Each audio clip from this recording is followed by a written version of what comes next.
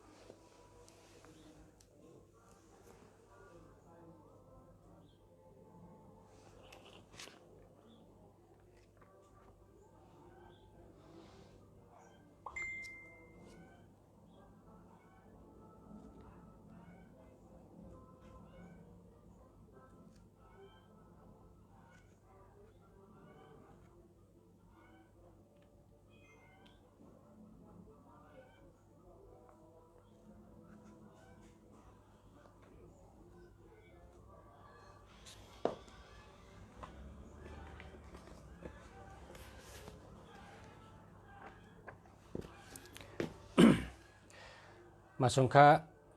เมื่อในมาด้วยหมายพงค่ะเมื่อในมีพี่น้องย้อนมาเฮอด้วยปันหมายพง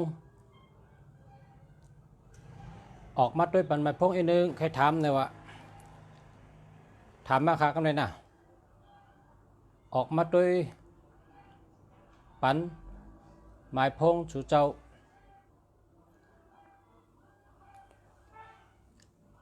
โดนนับอันดิ้ง15ก้นหลงหักพอเล่งหักไม่เล่งหักผู้ใหญ่ก้นหลงหักไล่ตั้งจอยแถมตีก้นหลงตีผู้ใหญ่ก้นหลงและตีพอเล่งตีไม่เล่ง เพราะผามี15บอกว่าหลีเตะแต่ไล่ตั้งจอยแถมก้นอันอยู่จำเฮาอยู่ไกลเฮาเพราะว่าเจ้านั้นก็เพราะผักใครเฮาเปิ้นจอยแถมเฮาเปิ้นกำแถมเฮาเปิ้นจอยหรือเปิ้นไหนจึงโหลไรมี15ฮัลโหลประชุมค่ะ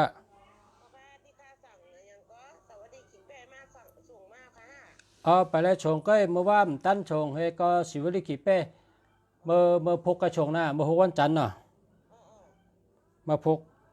กโทรมาทางกั้มก็ลืมนะเพราะว่าแขกนำนะค่ะ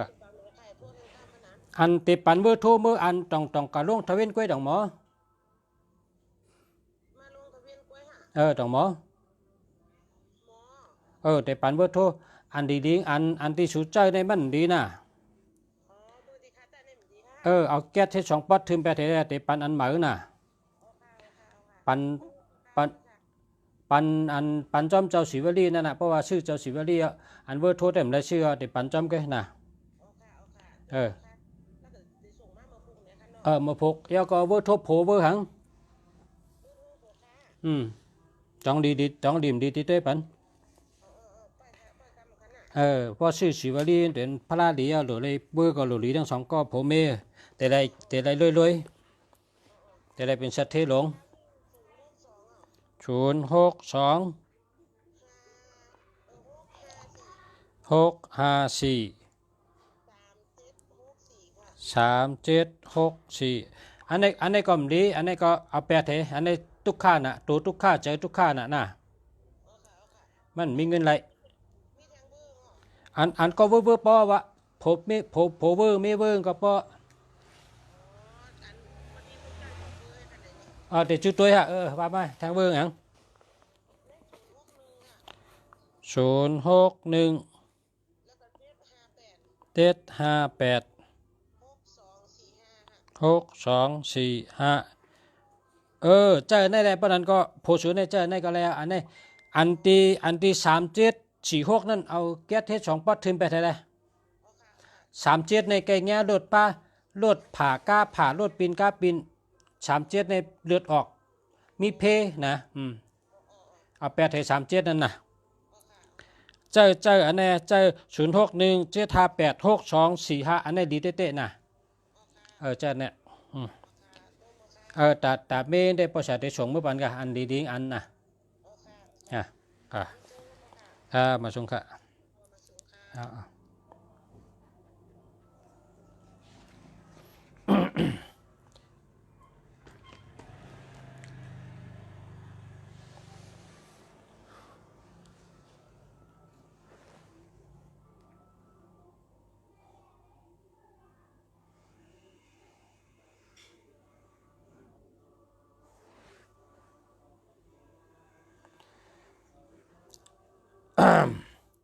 มาส่งค่ะแชร์ยาวค่ะเนาะแชร์ยาวค่ะ061 9756 148ปีนี้ป้อผามี48ในเฮ็ดถงไว้ใหญ่ๆละป้อผามี48เฮ็ดถงไว้ใหญ่ๆปีในตั้งปีใน48ในลีเหลือเปิ้นป้อผามี48ในได้เงินได้ไรนำทนนะพูดโทอันแคมอันก็คือค่ะ1อัน2เฮง1อัน2เฮง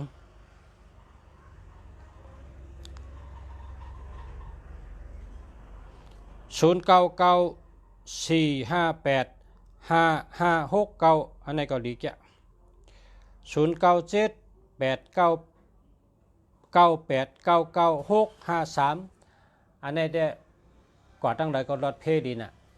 ป้อเผอมี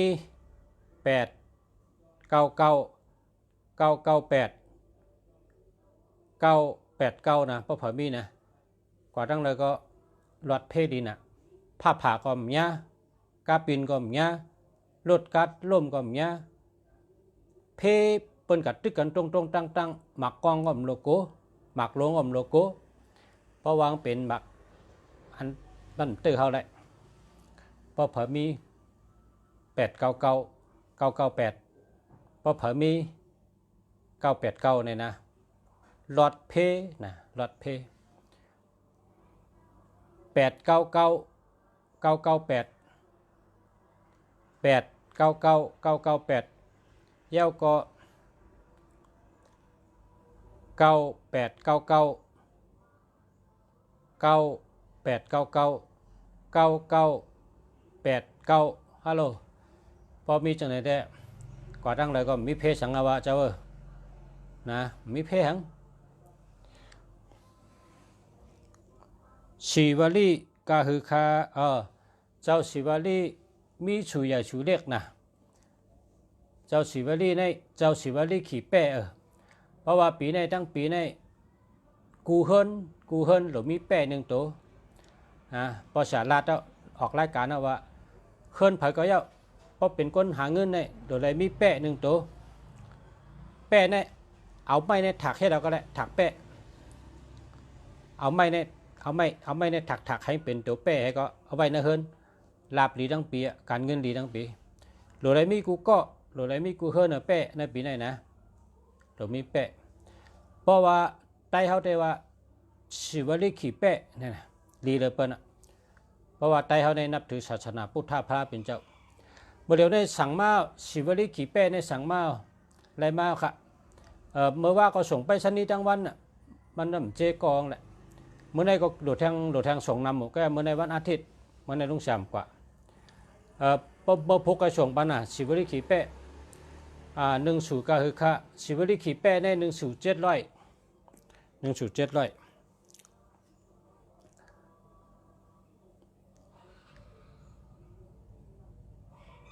เจ้าชีวลิขี่แป้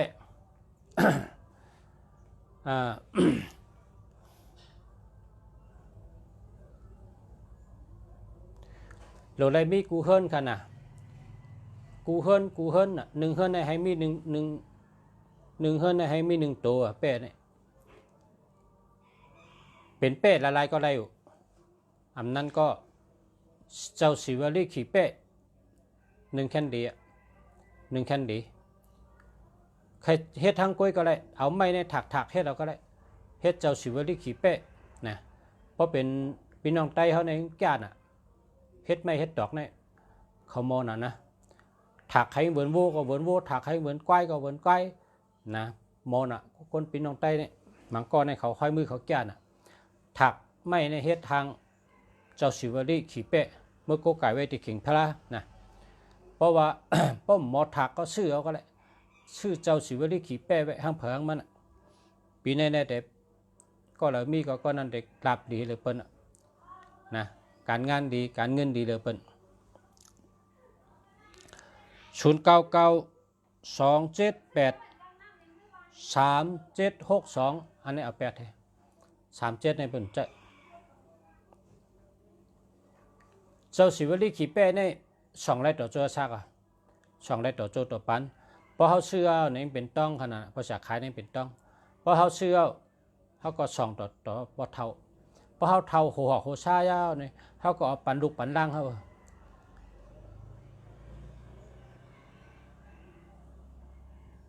ส่งปันตีเราหลายๆค่ะส่งกูตีค่ะเพราะในเมืองไทยนี่แหละในเมืองใต้ก็ส่งในเมืองใต้ก็ส่งนะส่งเมืองใต้ส่งเมืองไทยค่ะส่งทั้ง2เมืองค่ะ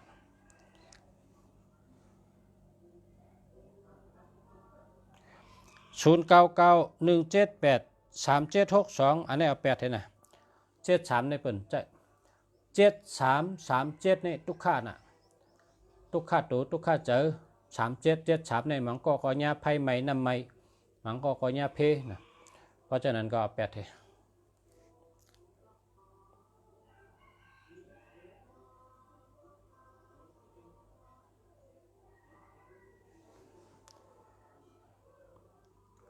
0617191636อันนี้ดีเต้ๆค่ะใครค่ะนะใครก็ได้ติดต่อมาค่ะนะ0654892260หาหมดค่ะอันเจ้าสิวลีขี่แป้ได้อันพี่น้องสั่งไว้นั่นใจเย็นๆนะเพราะว่าเมื่อว่าลุงเสียชงกลางวันปักคำมันเป็นเจ๊กองแหละมังก็โอนเงินมาอ่ะมังก็ไปเลยโอนนะเอาเมื่อเก็บไปตั้งก็ได้ป้อมไปตั้งโอนก็เก็บไปตั้งก็ได้นะพอเมื่อหอเราก็เก็บเอาก็ได้บอกใครเพราะว่ามังพอเข้ามันอยู่ห้องมันอยู่เฮิรนกลุ่มญ่าเนี่ยก็โอนมาตั้งก็ได้นะเฮ้ยก็ได้ครับ0654892264อันนี้ดีเต้ๆครับ0997572644อันนี้หามา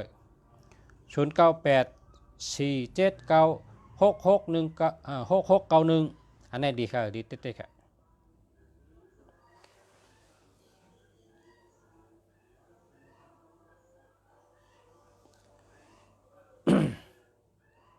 เจ้าสิวลีขี่เป้ได้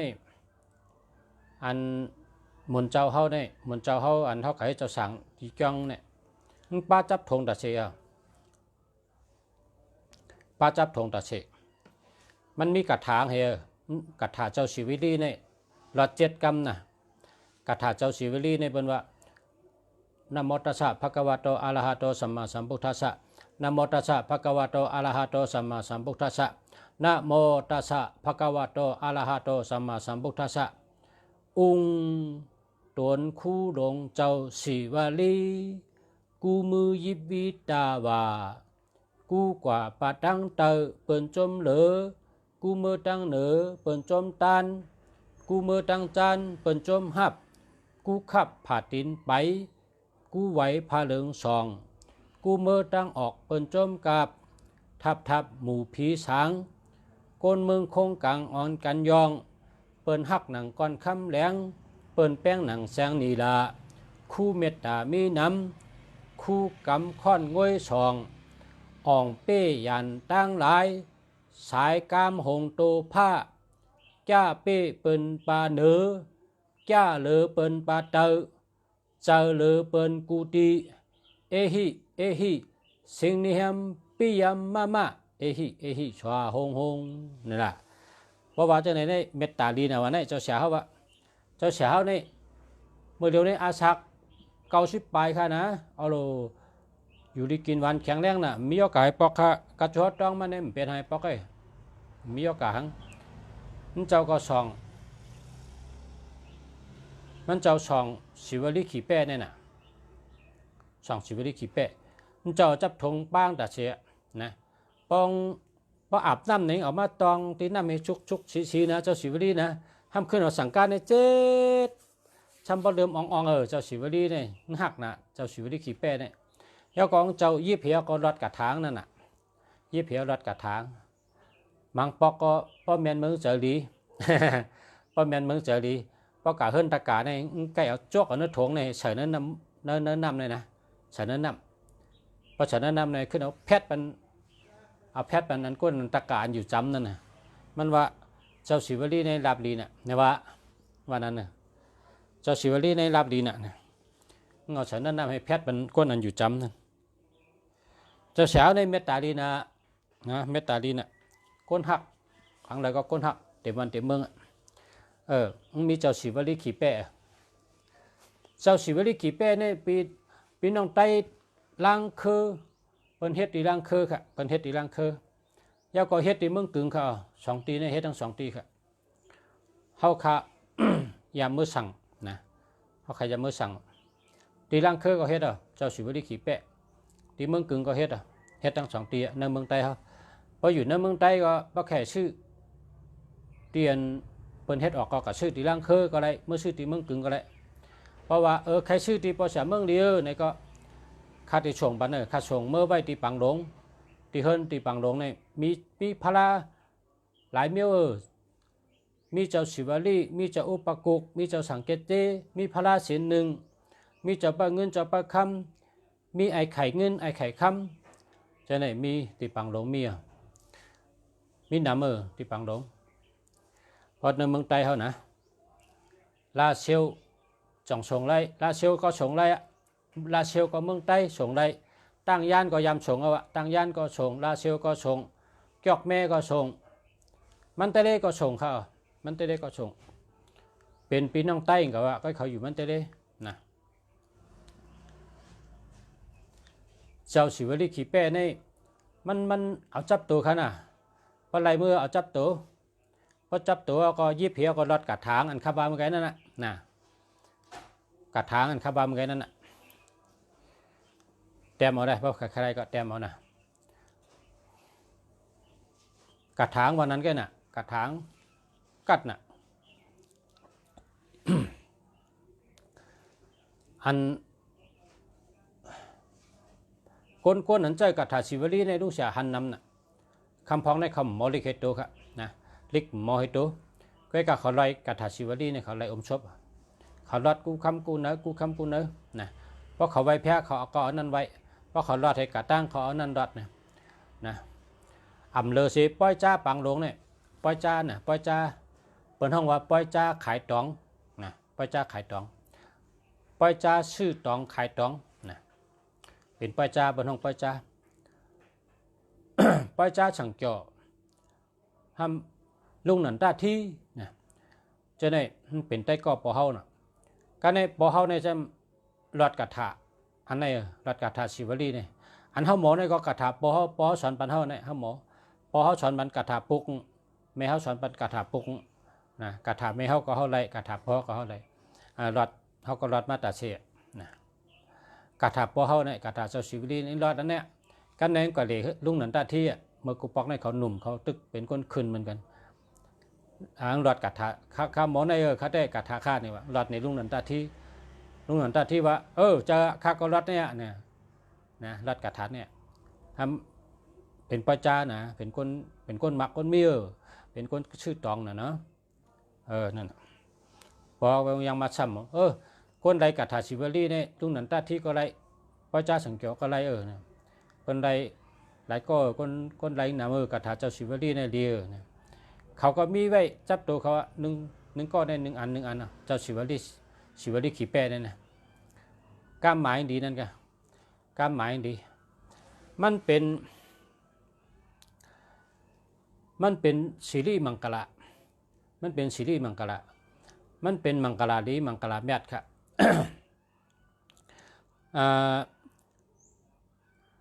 คนปอดลาดหลีก็เตียงอันดีปอดลาดไทย ก็เตียอันให้เนี่ยเป็นสอนจังนั้นนะในตลาดแพ้เป็นเจ้าเนี่ยกำในมุนเจ้ามุนจ้างมังป้าว่าเจ้าศิวลีเป็นยหันตะเมียตัววินกับกังเฮาก็เลยนะอันเขาเจ้าเจ้าเนี่ยเขาเจ้าหูลองล็อกกะนะคำหูลองล็อกกะเพราะเขาลัดกรรมตัวนี้โปกวนอันหูล็อกกะเนี่ยนักวิทยาศาสตร์นะเต็กปั่นเป็นยาสินเขาเนี่ยเขาว่าจังหือเนี่ยเขาว่า โกนเขาเนี่ยลัดจังหือก็เป็นจังนั้นลัดหลีก็ย่าหลีลัดหลีก็เป็นดองหลีนะเพราะเขาลัดแล้วลัดดองหลีภัยเต็กปั่นเป็นยาสินภัยวิทยาศาสตร์เนี่ยเขาเฮ็ดนี้ว่าเขาผูกต้นหมอกนะเขาผูกต้นหมอกไว้แต่สองเตือกแต่เตือกนึงในเขาก็จี้กูวันว่าหมอกในแพงนะหมอกในเรืองนะหมอกในมีหมอกในก็หมอกนั่นก็แพงลงเหลืองลงอ่ะแต่เตือกเนี่ยมันก็จี้กูวันว่าหมอกในแคมนะหมอกในดีนะหมอกในหอมนะหมอกในหนุ่มดีนะหมอกในติมหมอกหางดีนะหมอกในไอ้ก็หอมต้นก็หางดีหมอกในแคมนะอ้ามกูวันพอทาง3-4 เดือนเนี่ยกับตัวนี่อันเขาอ้ามกูวันเนี่ยเตือกตีอันเขาก็เซ่นั่นแพงลงตีอันเขาก็ยองกูวันนั่นดีขึ้นค่ะในอยู่ที่ชอบกรรมเขาลัดกรรมในแห่งและลุงเสียลัดในว่ามันเป็นสีดีมังกรมันเป็นมังกรดีมังกรแม่ในเฮ็ดเขาพูดถามยุ่งเขาได้หัวที่เปล่งว่าเจ้าศิวลีขี่เป้ในเป็นมังกรดีมังกรแม่เพราะว่าเจ้าศิวลีในเผยก็เจ้าเขาในเป็นผู้ที่ลาบลีเลเปิลเป็นก้นลาบลีเลเปิลเป็นเจ้าอันลาบลีเลเปิลเจ้าศิวลีเนี่ย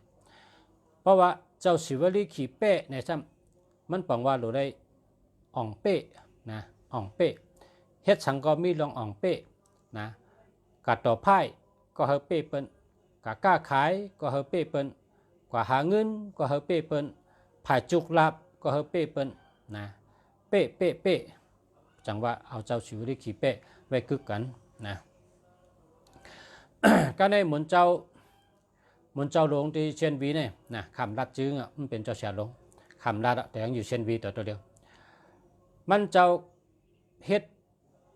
เป้เนี่ยนะ32 ตัวนะเป้ใน32 ตัวนี่เฮ็ดเหี่ยวก็หอบเตียนโจในคันนี่หอบเตียนโจเนี่ยเฮ็ดเตียนโจในเด้นั่งก็เอวมะจิงติยาปุถะธรรมะสังฆะกุณาอาจิงติโยอาจิงติปัสสานังวิปากโกโหตุอาจิงติโยเอวมอาจิงติยาในเต็มขึ้น3 แถวปุถะแถวหนึ่งธรรมะแถวหนึ่งสังฆะแถวหนึ่ง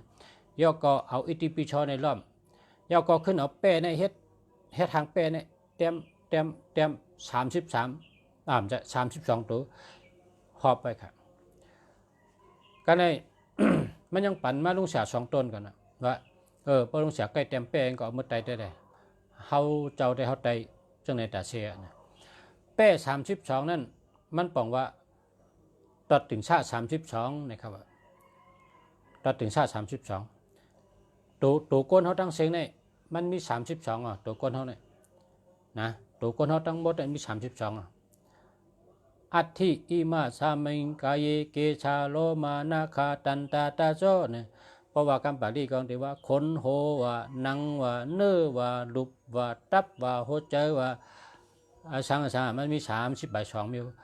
จังว่าเจ้าเสียเฮ็ดแป้32 ตัวเฮเลไตก้นไตก็นำนะก้นไตก็เลืองนะแน่นะเจ้าเสียเชนวีนะจังว่ามังกราลีมังกราเมียกำว่าแป้อันว่านั่นนะนั่นแหละพระชูเจ้าใครฮู้ว่าศิวลีขี่เป้เนี่ยเฮ็ดจังไรเปิ้นเฮ็ดน่ะเป็นมังกราลีเขาพอเสียมีขายอยู่ค่ะเนี่ยมีขายมีขายเจ้าศิวลีขี่เป้มีขายเขาพุทธเจ้าได้ค่ะ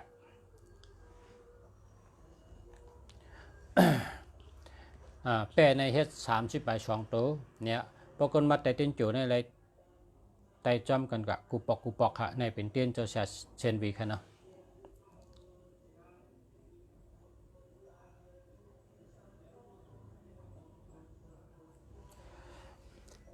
0925650427อันนี้หาเมื่อค่ะ0995193881อันนี้หาเมื่อค่ะ0945815655 5913อันนี้หาเมื่อครับ0946582947อันนี้เจอแล้วครับ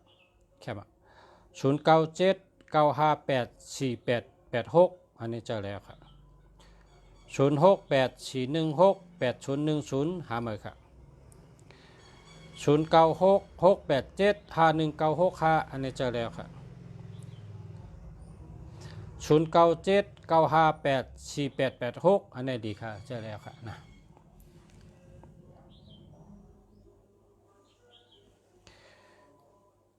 0995786166อันนี้ก็เจอแล้วค่ะ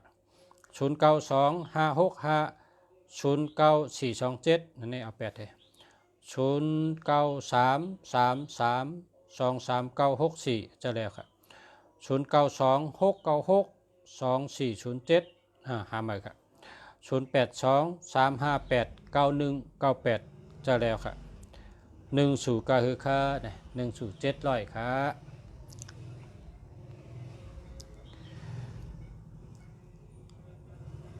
0979584886นะเจอแล้วค่ะบ่มี48ได้แคมหนาปีใน48ขึ้นนะตัวนับ48ขึ้น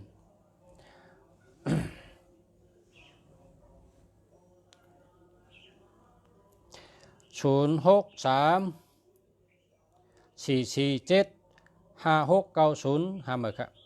0947867988หาเมื่อครับ0649432897อันนี้เจอแล้วครับ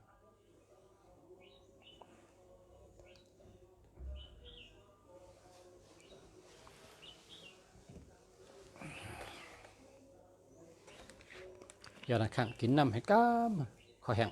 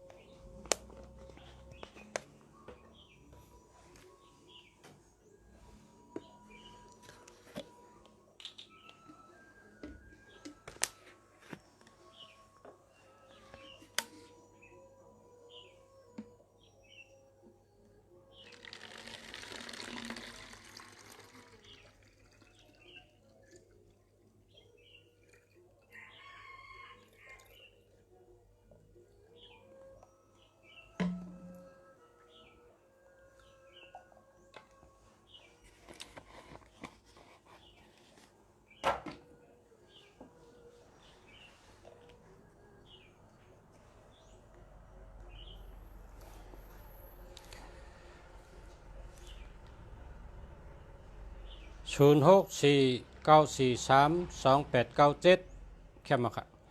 0926192766หามาครับปูจอไล่ตีเลยค่ะปอชาตีปอชาเนี่ยแหละปอชาปันปูจอครับกับสืบมาตีหมายพงค่ะนะกับสืบมาค่ะปูจอตีเฮิรนปอชาเนี่ยค่ะ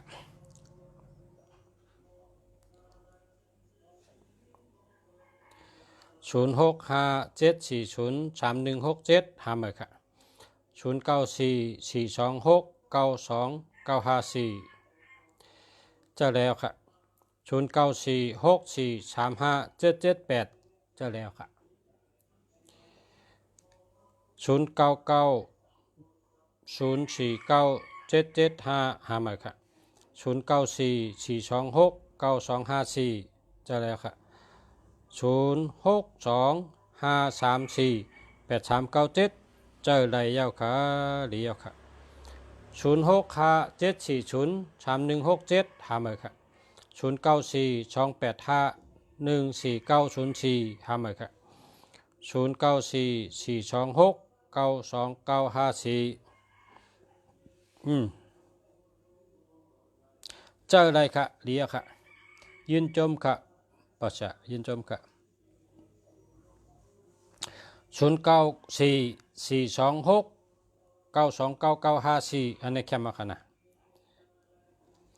0656368121หามาค่ะ09941802 0771หาเมอค่ะ0657437403 167หาเมอค่ะ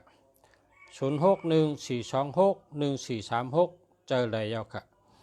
0629525828อันนี้เจอเลยค่ะเจอเลยยาวค่ะเจอเลยยาวค่ะ0944269254นะก็ในคำทำเนี่ย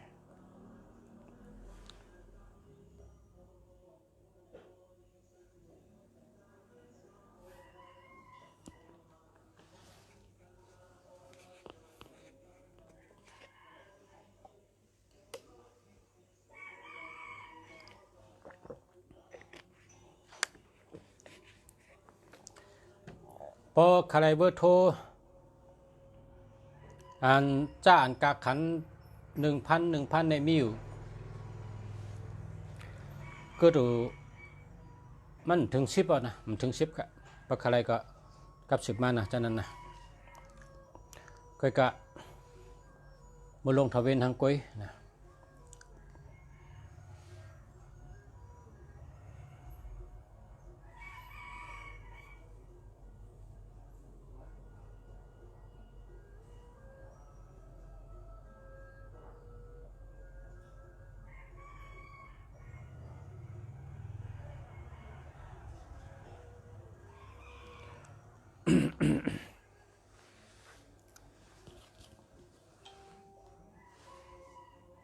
มาเถอะฮะ0921484461หามาค่ะ0894582283เจอแล้วค่ะ0946648659อันนี้ก็ดีค่ะเจอแล้วค่ะเจอแล้วค่ะเจอแล้วค่ะ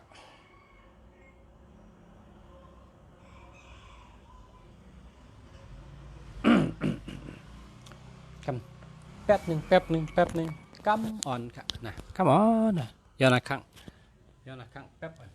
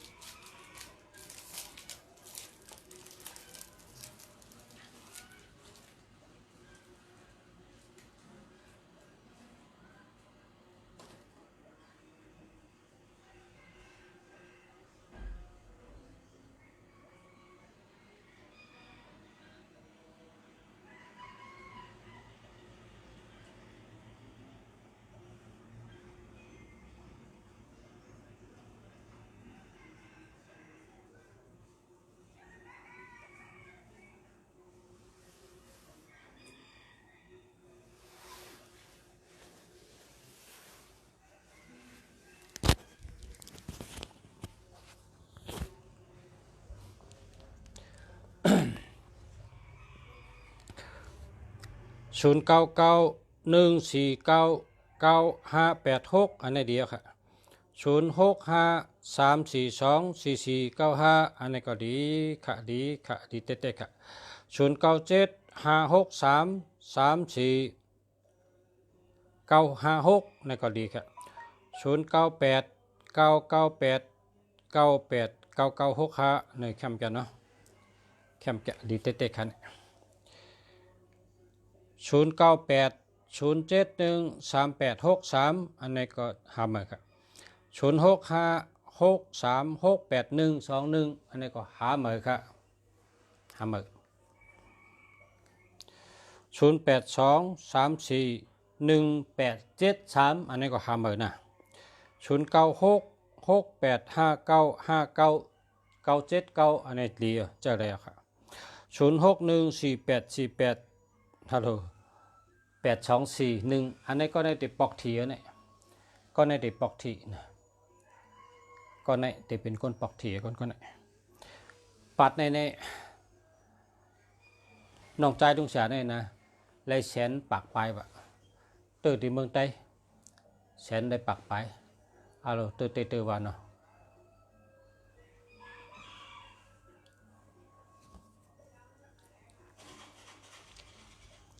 0975633496อันนี้เดียวค่ะ0626418689หาเหมือค่ะ098752955568นั่นนี่เจอแล้วค่ะ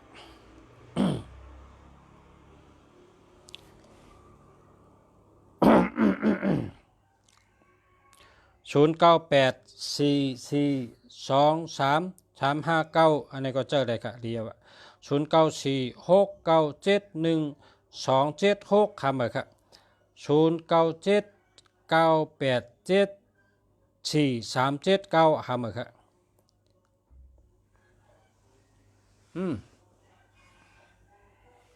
ดูไล่หาเหมือนค่ะดูไล่หาเหมือนค่ะเข้าค่ะเข้าค่ะเข้าค่ะปองว่าหานั่น ปองใจค่ะปองเจอแล้วล่ะค่ะ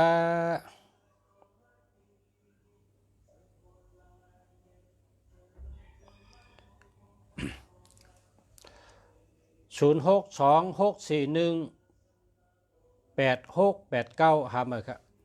0619523611เจอแล้วค่ะ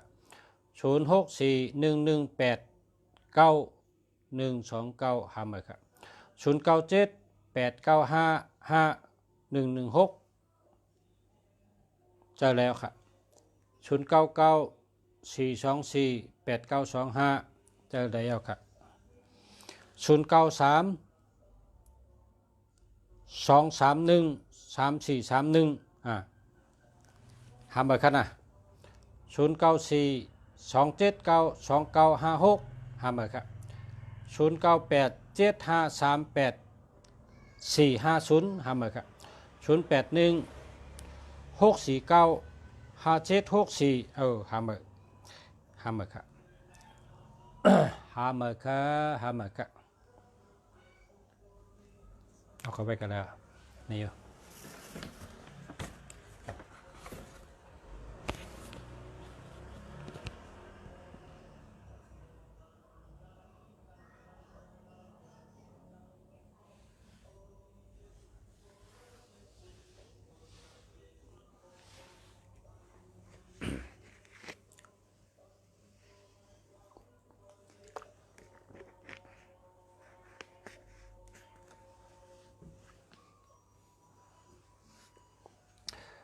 0617951124หาเหมือนครับ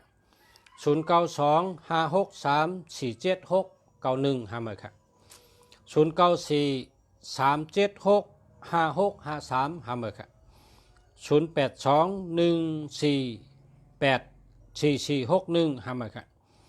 0946644896หากันต่อครับเจอแล้วครับเฮาต้องไล่ปิ่นไม้พงเฮาคาฮาป้อมันดีก็อำโลเป็นป้องดีก็เป็นนะป้อมันอ่ำดีก็เป็นป้อดีเยาก็อำโลเป็นเยอะนะป้องดีเยาอย่าไปเรียกป้อมไปดีก็เรียกมาป้อมันดีเยาอำโลหามาป้อมันอ่ำไปลีก็หามานะป้อมลีก็หามาป้อมันดีก็ป้อเยาปองใจเอาเนาะยินจมเย้าค่ะนะครับปองใจอ่ะ0925634761หาเหมือนครับ0925634761หาเหมือนครับ0805168368เจ้าไหนได้เจ้าแล้วอ่ะเจ้าแล้วค่ะ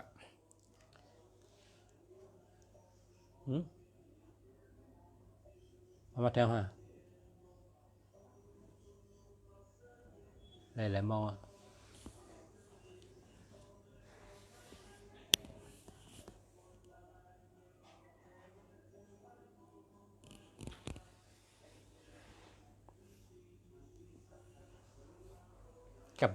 กับมัน0824419110หามาครับ0980021596หามาครับ0823461873หามาครับ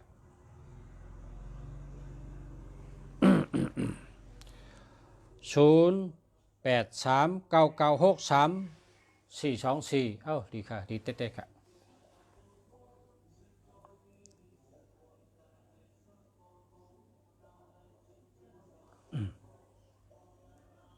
เอาครับ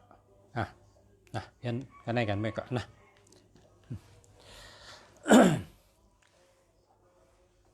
มาชงค่ะมีแขกมาครับมีแขกมามีพี่น้องมาคำพองเปิ้นโดนเน็ตเนาะเปิ้นโดนเน็ตมาแล้วก็โดนเน็ตมือให้นะครับเพราะฉะนั้นก็เขาแต่ย้อนข้างพ่อแม่พี่น้องเขากึดลือไว้กันในก่อนประกำพระขาตันเขาขึ้นมาด้วยหมายพงเฮ็ดก่อกันแทงเนาะเฮ็ดเป็นตอนอะไรเพราะว่าพี่น้องมาอ่ะนะเขามาชื่อหมายพงให้เขามาปูเจาะเจ้าศิวลีขีเปะนะครับ